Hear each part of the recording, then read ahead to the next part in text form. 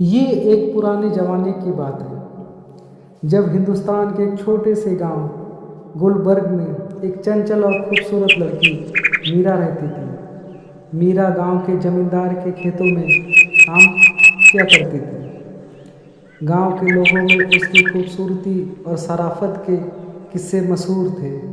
उसका दिल कभी ना कभी उसके बचपन के दोस्त राघव के लिए धड़कता था, लेकिन दोनों ने कभी अपने जज्बात एक दूसरे के सामने नहीं रखे।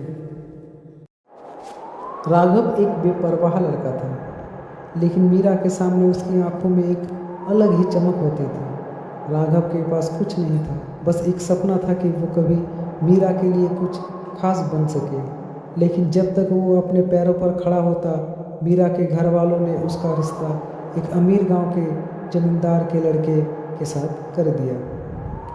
मीरा ने अपने मन की बातों को छुपाने की कोशिश की और समय की लहरों में अपने सपनों को खोना चाहा। शादी के एक दिन पहले राघव ने मीरा से मिलने का फैसला किया। चांदनी रात थी और दोनों के बीच बस सन्नाटा था।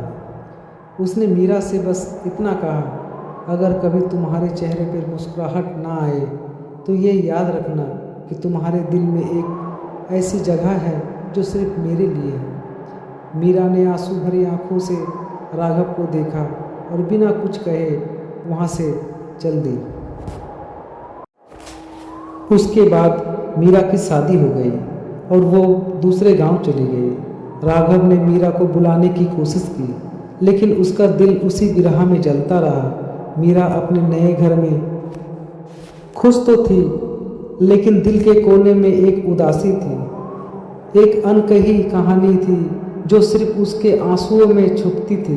दोनों अपने अपने रास्ते में खो गए, लेकिन उनके दिलों में एक खाली जगह हमेशा उनके बीते हुए पलों को याद दिलाती रही।